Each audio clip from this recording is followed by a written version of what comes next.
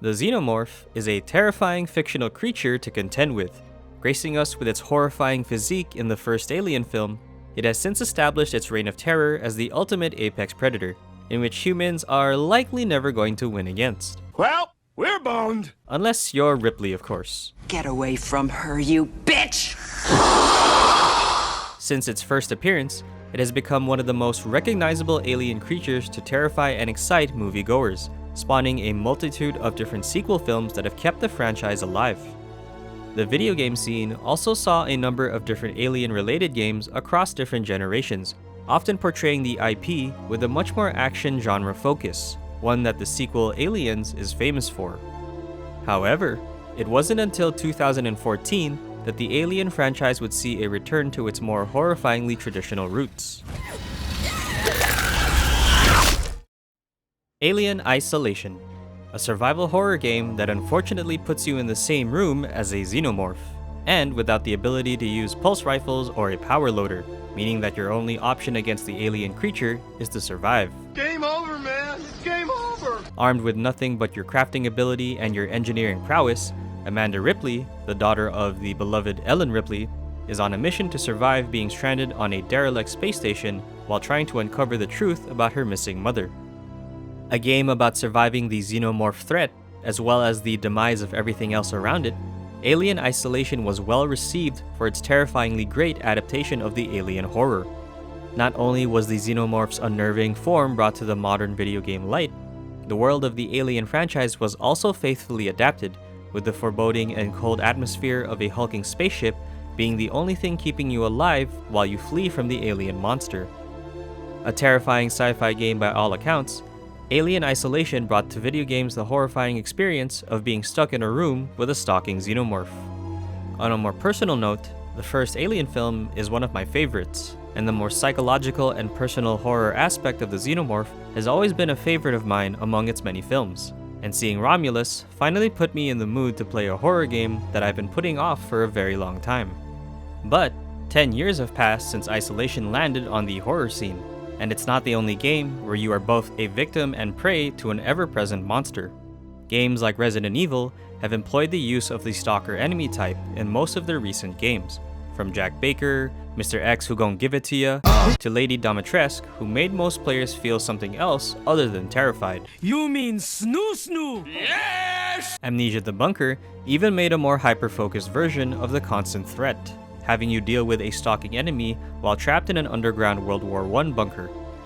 So despite other games adapting and making the use of a stalking monster mechanic where all they want to do is give you a hug, does Alien Isolation's game as a whole feel distinguishable enough to play 10 years later? Well, let's take a look. Starting with the game's story, and if you'd rather avoid spoilers, skip to here to listen to my verdict, and skip to here if you want to avoid it entirely. Set 15 years after the events of the first Alien film, you take on the role as Amanda Ripley, an employee of everyone's favorite megacorporation, Weyland-Yutani. She receives a tip that the flight recorder of her mother's ship, the Nostromo, was found and contains information regarding her whereabouts. She decides to act on this information and boards a vessel to the Sevastopol space station, where the flight recorder is currently being kept. Upon arrival, things are not what they seem. Unable to establish communications, Amanda and her team try to board the space station manually. But, one well-timed horror explosion later, Ripley is separated from her team and she becomes stranded on the station, leaving her to figure out what exactly is going on. As she tries to find a way off the station, she learns about the reasons behind its downfall, as well as the origins of how the xenomorph got on board.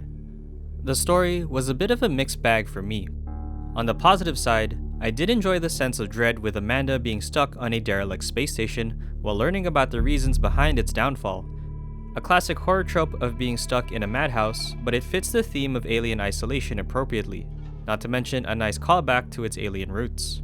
On the not-so-good side though, the characters aren't the most well-written, and fall a bit flat for the most part.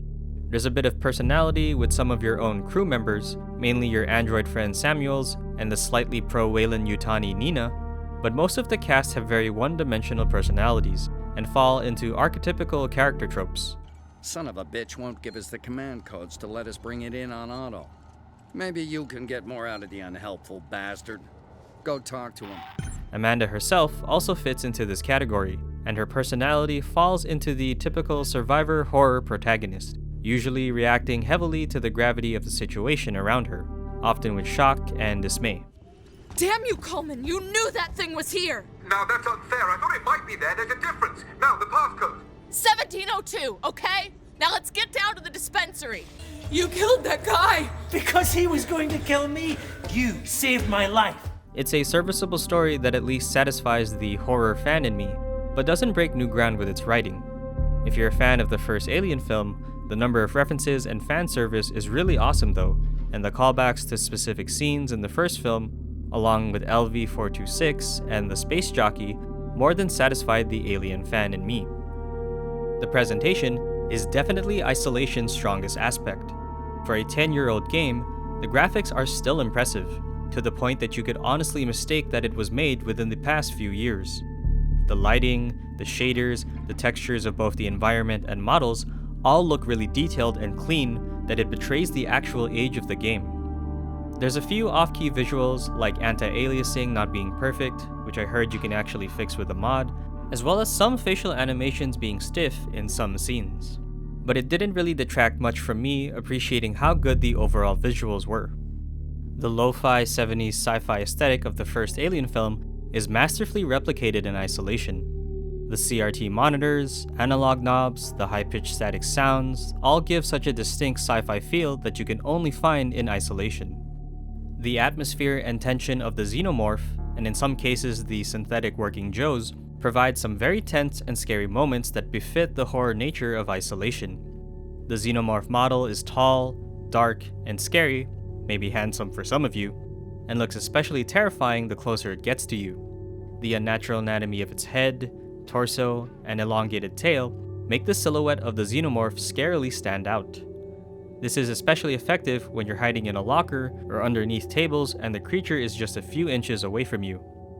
The Joes have a white silicone look to their faces that give them a creepy doll look with no emotions. The wrinkles on their necks also add to their plasticity, giving them their fake human look. The facehuggers that occasionally appear are also very freaky, with their long appendages scurrying about, getting ready to give you a big old sloppy kiss. The level design also adds to the atmosphere and tension as well. The tight corridors of certain sections give a sense of claustrophobia when combined with the Xenomorph, as you only have so much space to maneuver. Sound is also a big standout in Isolation. There's a lot of really good tense musical stingers and sequences that elevate certain scenes of gameplay, but the ambience of the various locations are the stars of the show. The humming of machines, the sounds of different electronic devices, and the heavy footsteps of the Xenomorph add to the tense and foreboding atmosphere.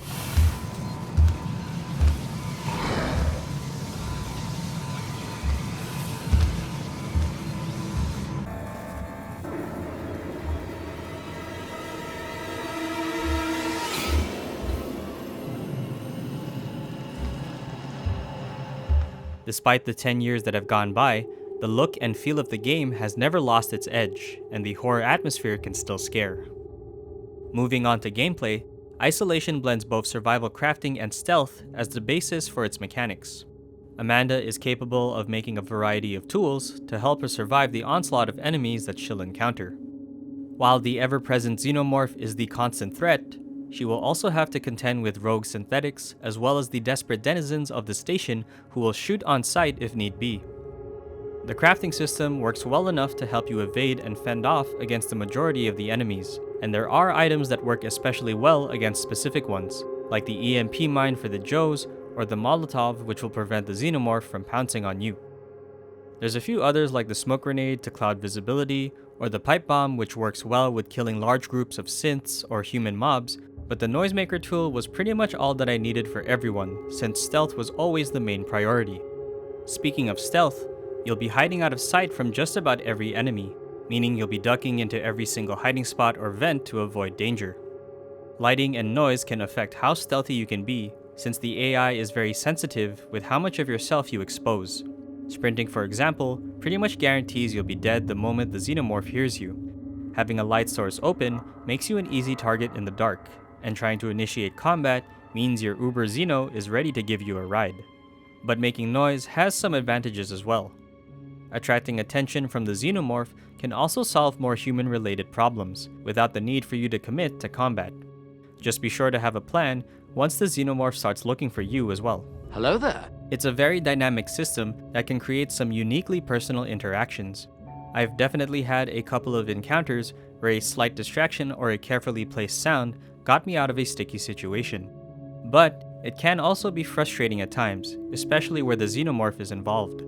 While hiding from the creature is very tense and scary, having to die over and over again from the one-punch Xenomorph in order to find the proper method to stealth past it can be very infuriating, and the scary factor starts to lose its charm. It also doesn't help that there are still quite a number of bugs present in this game, especially with the AI. The ones that I have encountered involve models standing completely still and stuck in their alerted animation, meaning I either got to run past them for free or that I couldn't progress because they were literally stuck in front of the only exit door of the room. There were times where I should have been detected, and other times where I don't even know how the AI immediately knew where I was. There were even weird gameplay moments where my gunshots would randomly magnetize to the wall instead of being aligned with my cursor. A bit of a mixed bag on the general gameplay for me, because when the system does work, it feels great to narrowly escape danger or to make clever use of the game's mechanics. But when it doesn't work, it was honestly frustrating. The later parts of the game made it easier thanks to the full arsenal of tools and weapons that you get to mitigate your death. Conversely though, it was the latter half of the game that felt very awkwardly paced. While the sections with the Xenomorph were the biggest gameplay highlights, the sections between them felt very arduous. It was a mix of having to repeatedly perform the same objectives multiple times but for different levels, having to walk through unnecessarily long segments where all you literally do is press a button, or having to go through an escape sequence again for the sake of a last action set piece. A lot of it was very awkwardly placed, and it really felt like the developers designed those segments to stretch out the game's playtime. Contrary to what some people might think of the Working Joes, I actually didn't mind those segments as much, and I thought the combat and stealth sections were actually a nice break from the Xenomorph. Same thing for the hostile humans as well. I pretty much just took out my frustrations out on them with my guns. The hacking portions were fun little minigames for me. They weren't overly difficult, but they did add some tension in the stealth sections where you had to quickly open a door in order to get away from the enemy. This also extends to the engineering locks and devices as well, to the point that I narrowly avoided a death because I had to stop using the cutting torch. The overall gameplay definitely has its highlights, so it's a bit unfortunate when certain aspects really ruin that part of the game.